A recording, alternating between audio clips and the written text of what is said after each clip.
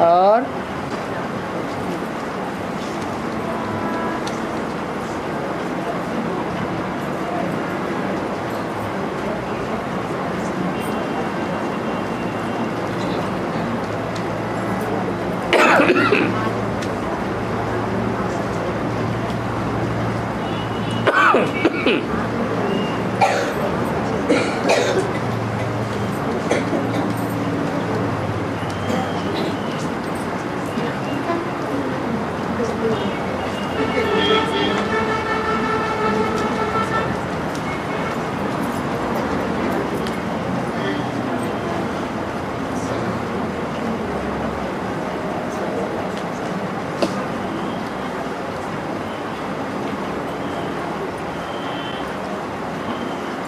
सवाल आया है, बाबा की मुरली में बोला है गहने आदि पहनना भक्ति मार्ग के संस्कार हैं।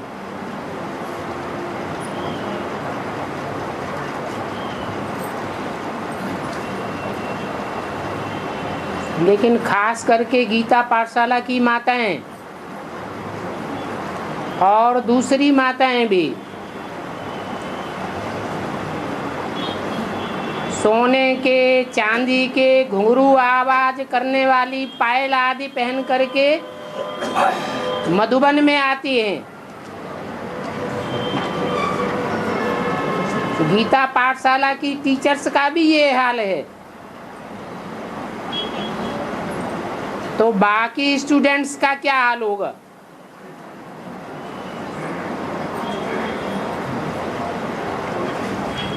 अरे गीता पाठशाला की जो टीचर्स हैं अथवा मधुबन की जो टीचर्स हैं, उनके लिए मुरली में बोला है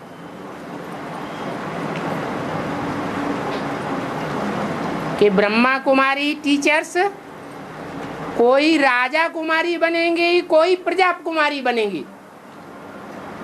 बनेंगी या नहीं बनेंगी? कि सब राजाएं बन जाएंगे? हैं? सब बन जाएंगे? पढ़ाने वाली टीचर्स कोई राजा कुमारी बनेंगी, कोई प्रजा कुमारी बनेंगी।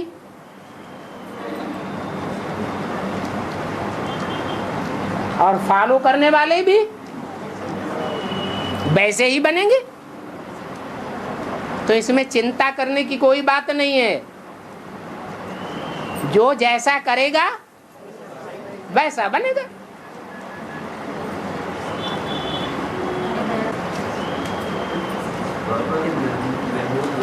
के बारे में कहते हैं उसमें 17 हमले किए थे सोमनाथ के मंदिर पर, दूसरे मंदिरों पर, मूर्तियों को जो तोड़ता था। हाँ जी। वो विदेशी धर्म कैसे हो सकता है? अफगानिस्तान तो भारत का हिस्सा है। अफगानिस्तान से आया हो और अफगानिस्तान है भारत का हिस्सा। अफगानिस्तान, उज्बेकिस्तान, ताजिकिस्तान, जिसके पाकिस्तान लगा हुआ है, सब भारत के पार्ट में हिस्से। और जो मुसलमान, वो बाद में मुसलमान हो गया। जो भी मुसलमान बन गए, हो गया तो वो इसी देश का रहा। जो भी मुसलमान बन गए, जो भी मुसलमान बने,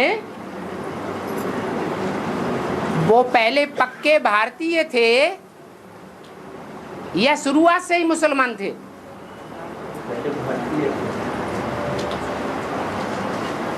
पहले सब हिंदू थे,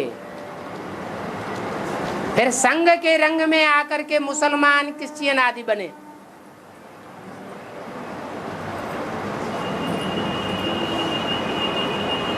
मूल रूप में कोई भी विदेशी नहीं था। ये बाद में क्रिश्चियन और मुसलमान बने हैं।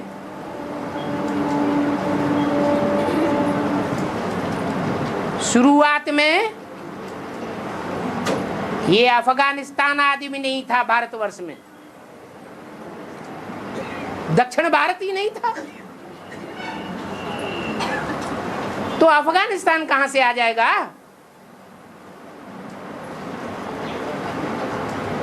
सिर्फ छोटा सा जम्बू देश था।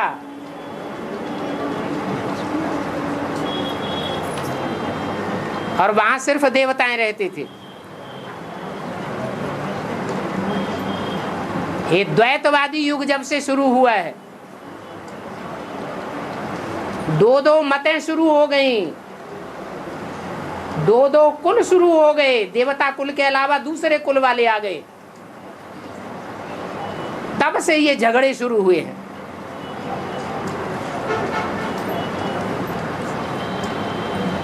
और द्वैतवादी युग जब शुरू हुआ है द्वापर,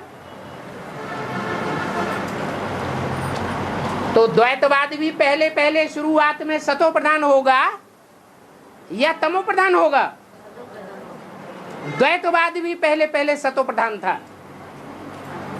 उस समय भारत में कोई भी विदेशी राजाओं ने आक्रमण नहीं किए। जब कलयुग शुरू होता है तो पहला पहला हिस्ट्री में आक्रमण भारत में हुआ है मोहम्मद बिन कासिम का।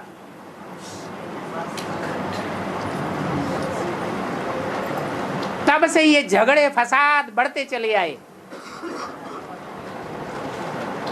उन आक्रमण करने वालों में, आक्रामक राजाओं में, हिस्ट्री में मोहम्मद गजनवी बहुत प्रसिद्ध हो गया।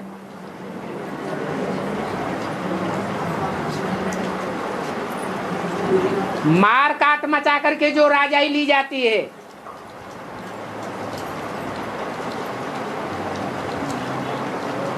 उसका अंजाम क्या होगा? एक प्यार से राजाई देना सिखाता है बाबा। शिव बाबा आते हैं तो मार काट करना सिखाते हैं या प्यार का सागर बन करके जाता है? प्यार का सागर बनता है और बच्चों को बनाता है। वो प्यार का सागर बाप आकर के ऐसी राजाई देकर जाते हैं जो 2500 साल तक चलती है।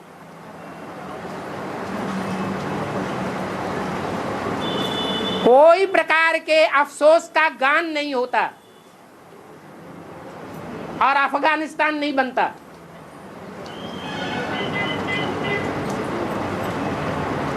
शास्त्रों में भी नारायण की कोई गिलानी नहीं है।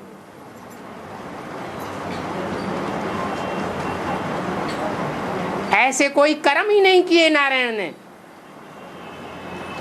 जो ग्लानि हो। ये विस्तारवादी नीतियां विदेशों की परंपराएं हैं। भारत की परंपरा नहीं है।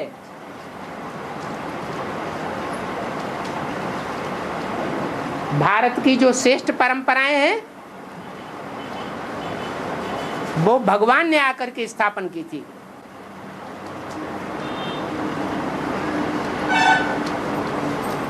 और है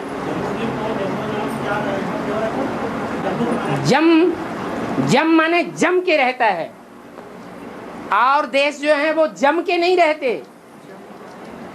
क्या हिल जाते हैं, भूकंप आते हैं तो सब समुद्र के गर्त में समा जाते हैं। लेकिन जम्मू देश सदैव था और सदैव रहेगा। मोहम्मद बिन कासिम, इसके हमले को हमला नहीं कहा जाता है। मोहम्मद बिन कासिम ने जो आक्रमण किया था, हमला किया था, उसको आक्रमण नहीं किया कहा जाता है। उसको आक्रमण कहना गलत है। हमला कहना गलत है। हाँ, हमला जो किया था वो हमला कहना इसलिए गलत है कि उसने राजा जाफर ने मुसलमान औरतों और बच्चों को पकड़ लिया था। जो उनका काफिला जा रहा था श्रीलंका को, जब वो कराची के पास पहुंचे तो राजा जाफर के आदमियों ने उनको पकड़ लिया। तो उनको छुड़ाने के लिए मोहम्मद बिन कासिम जो सिर्फ 16 बरस का था, जिसके मुंह से तक नहीं निकली, उसको हमला करना पड़ा। जो भी हिस्ट्रियां बनाई गई हैं वो हिस्ट्रियां, इतिहास मनुष्यों ने बनाया है या भगवान ने बनाया है? मनुष्यों ने बनाया है। और मनुष्य जो कुछ भी लिखता है, जो कुछ भी सोचता है, जो कुछ भी बोलता है और जो कुछ भी करता है, वो स्वार्थ के वशीभूत होकर के करता है या परमार्थी बन करके करता है। इसलिए भारत में जो भी हिस्ट्री मिल रही है, चाहे वो भारत की हिस्ट्री बनाई गई हो, चाहे दुनिया की हिस्ट्री बनाई गई हो, वो स्वार्थ से वशीभूत होकर के लिखी गई है। मोहम्मद बिन कासिम ने ये भी लिखा है कि उसने हुकूमत में आने वो चला गया, क्योंकि उसने और से बच्चों को छुड़ा लिया, उसके बाद वो चला गया। उसने ये भी लिखा है कि मुझे ये देखकर बहुत आश्चर्य हुआ कि यहाँ के मुसलमान पहले ही से बहुत मौजूद हैं। अजमेर में की वजह से यहाँ हजारों मुसलमान। अरे मुसलमान और इस्लामी तो जब से इब्राहिम आया, तो इब्राहिम 2500 साल पहले आया। 2500 साल पहले दूसरे देश दुनिया में मौजूद थे क्या? नहीं थे। समंदर के गर्त में सब समाये हुए थे। अमेरिका की मनुष्य के पटल पर जो हिस्ट्री है वो 500 साल की है। ऑस्ट्रेलिया की हिस्ट्री भी मनुष्य की बुद्धि के पटल पर 300 साल की है। तो जो भी दूसरे देश हैं वो सब 2500 वर्ष के अंदर के हैं। इब्राहिम तो 2500 साल की बात हो गई। वो इब्राहिम भारत में आया होगा या विदेशी धरनी पर आया होगा? है? पूर्व में पैदा हुआ है? पूर्व एक जगह है पूर्व में। ये हिस्ट्रियां मनुष्यों की बनाई हुई हैं। आप यहाँ बैठ करके या तो बाबा की हिस्ट्री बताई हुई वो सच्ची साबित समझे, या तो जो मनुष्यों ने बोला हुआ है उसको सच्चा साबित समझे। अब दो बातों में से कौन सी बात सच्ची है? इब्राहिम भारत में आया होगा या विदेशों में आया होगा? धर्म स्थापक के ही द्वारा इस्लाम धर्म स्थापन हुआ है। इस्लामियों से ही मुसलमान निकले हैं।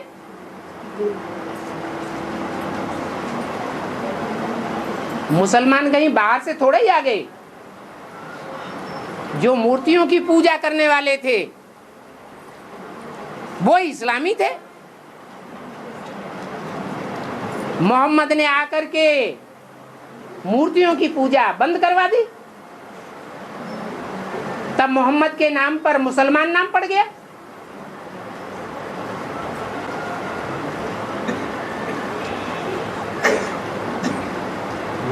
तो व्यक्ति को कहते हैं, व्यक्ति को मुसलमान कहते हैं, धर्म को मुसलमान नहीं कहते। इस्लाम धर्म को जो मानता है वो मुसलमान है। मुसल्लिम ईमान उसको कहते हैं मुसलमान।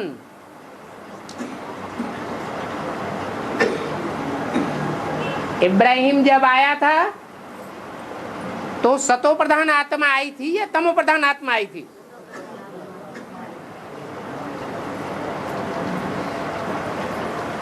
सात्विक आत्मा थी। लेकिन कोई भी कितने भी धर्म पिताएं सात्विक आए हों, जन्नत कोई ने नहीं बनाई।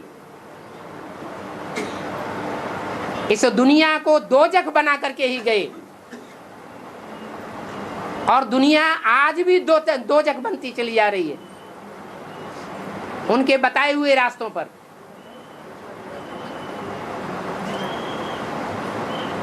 एक भगवान ही ऐसा है जो जन्नत बना के जाता है इस दुनिया को, और सबने लड़ाई झगड़ा करना सिखाया है। भगवान जो दुनिया बना के जाता है उसमें कोई भी प्रकार का लड़ाई झगड़ा होता ही नहीं है।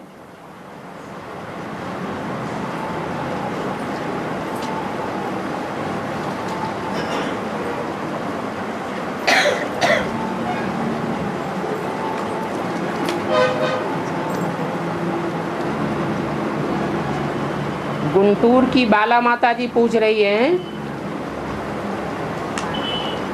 बाबा रामायण महाभारत आदि सच में हुआ क्या?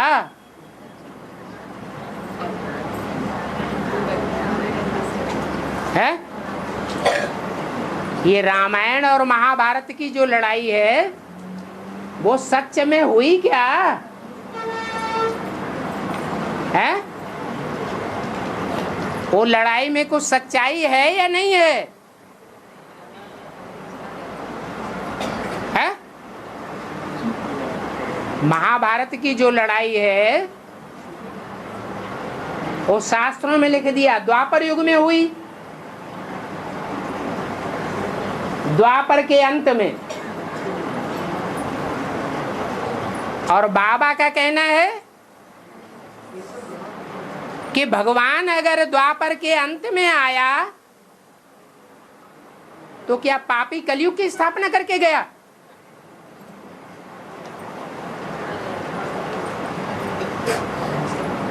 तो महाभारत युद्ध तो हुआ है और भगवान ने आकर के ये महाभारत युद्ध कराया भी है, लेकिन ये सत्य और असत्य संकल्पों का युद्ध है, सच्चाई और झूठाई की लड़ाई है। ऐसे नहीं कि युद्ध हुआ ही नहीं। जो देह अभिमानी मनुष्य हुए हैं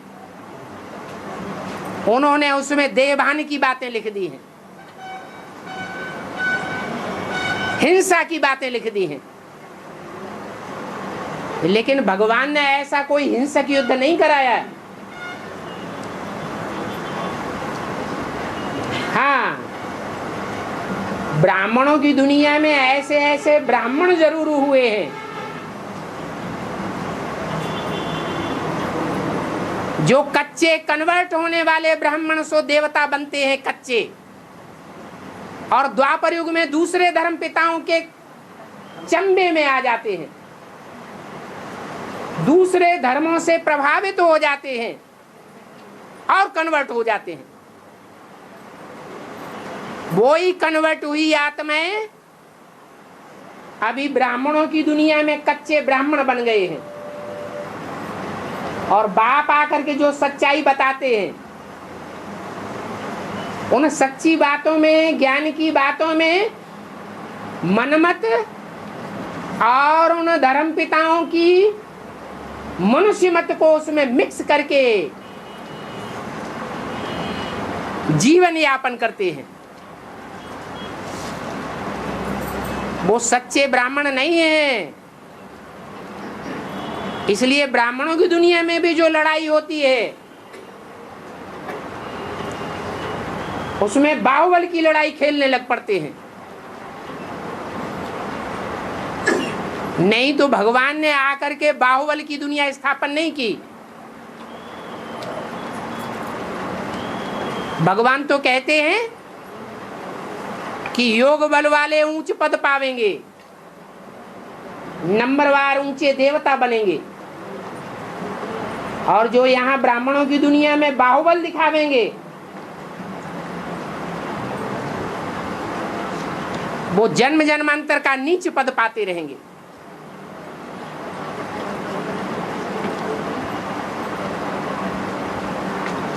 नई बनने वाली दुनिया में उनको ऊंचा मर्तबा नहीं मिल सकता,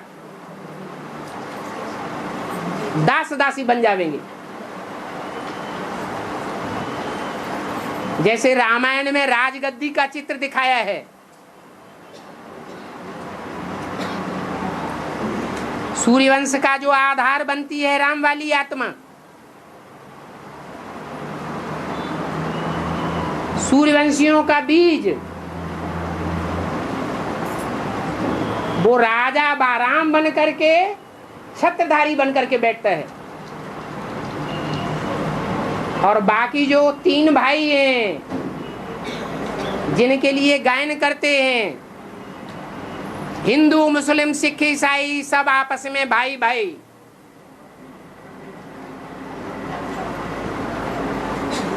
वो एक बाप के बच्चे हैं। ब्रह्मा के 4 मानसी पुत्रों के रूप में गाए हुए हैं। 4 मुख्य धर्मों के बीज हैं, उनमें 3 हैं विधर्मियों के बीज, और राम वाली आत्मा है स्वधर्मियों का बीज। अभी रामायण चल रही है,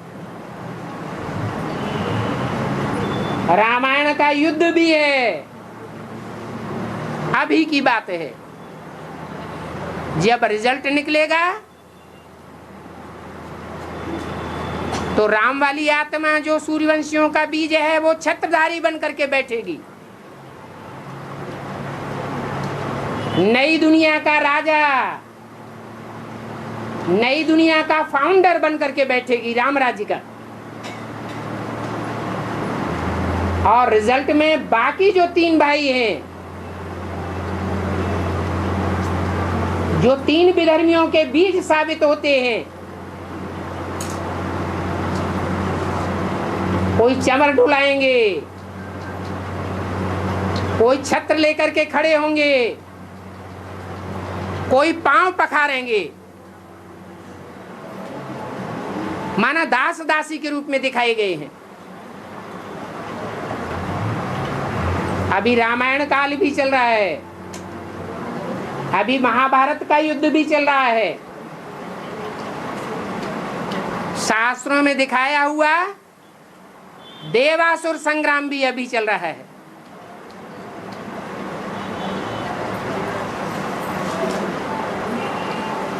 सतयुग त्रेता या द्वापर की बातें शास्त्रों में नहीं लिखी हुई हैं। शास्त्रों में जो भी लड़ाइयां दिखाई गई हैं वो वर्तमान समय की यादगार है।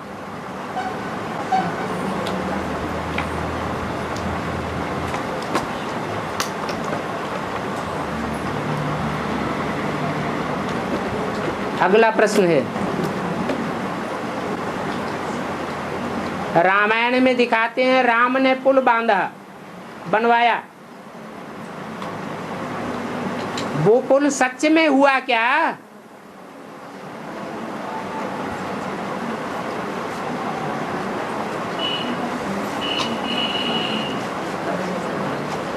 या ऐसे ही प्राकृतिक रूप से बन गया?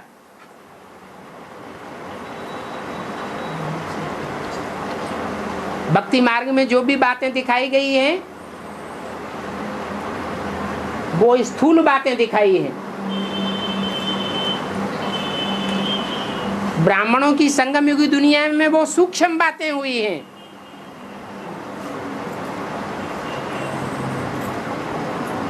वो ज्ञान के पत्थरों का पुल था या स्थूल पत्थरों का पुल था? है?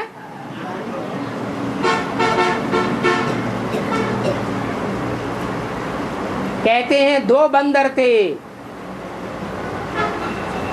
2 बंदरों के द्वारा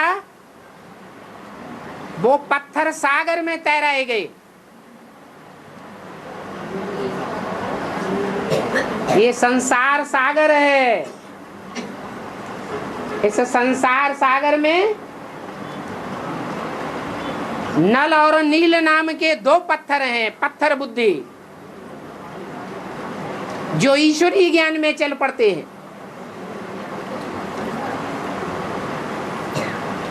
राम की सेना के 2 प्रसिद्ध बंदर हैं, जिनके बुद्ध रूपी हाथों से पत्थर बुद्धि ज्ञान में चलने वाली जो आत्माएं हैं, मनुष्य आत्माएं, वो इस संसार सागर में तैराई जाती है। ये संसार विषय सागर कहो, विषय बैतरणी नदी कहो, तैरती हैं। ऐसी तैराक बनती हैं जो बाबा की याद में रह करके विषय सागर में या विषय बैतरणी नदी में डूबती नहीं है, तैरती रहती हैं।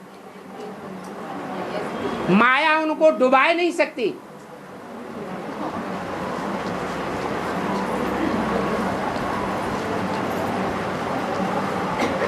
वो पत्थरों की बात नहीं है, ज्ञान रतन ही पत्थर हैं। ये ज्ञान रत्नों का पुल तैयार हो रहा है। ब्राह्मणों की दो बड़ी बड़ी पार्टियां हैं। एक है बेसिक पार्टी, जो रावण की लंका में पांव जमा करके बैठी हुई है। वो पुल के द्वारा वो ज्ञान रतन पास हो रहे हैं रावण की लंका में। ज्ञान रत्नों की चोर बाजारी चल रही है।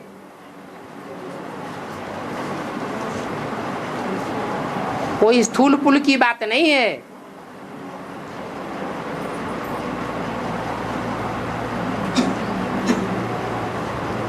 ये ज्ञान रत्नों का पुल है।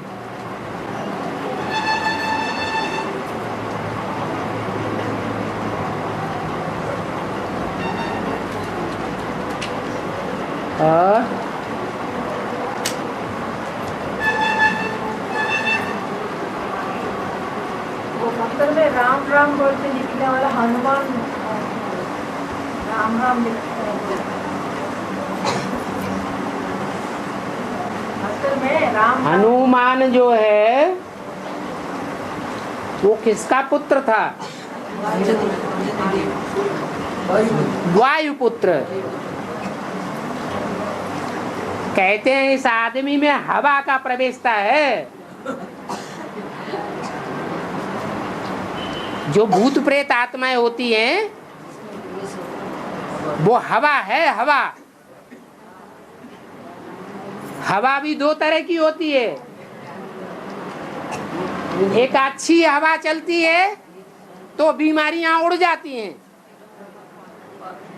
और जब गंदी हवा चलती है तो बीमारियां फैल जाती हैं। ये भूत प्रेत आत्माएं भी दो प्रकार की हैं। एक है अच्छा वातावरण बनाने वाली,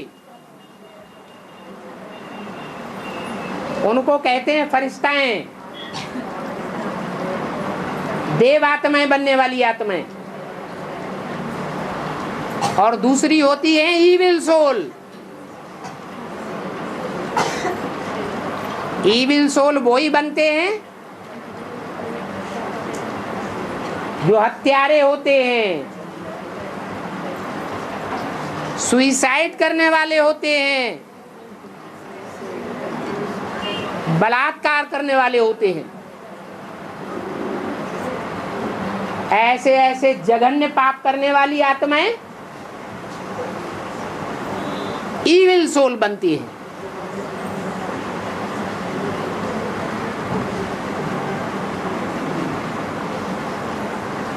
कहते हैं हनुमान राम लक्ष्मण को कंधों पर बैठा करके हवा में उड़ जाता था।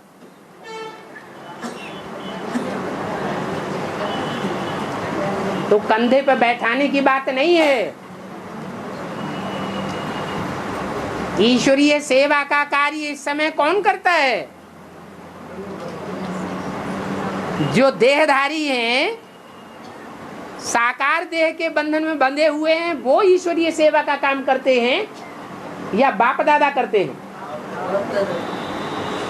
नाम पड़ता है हनुमान।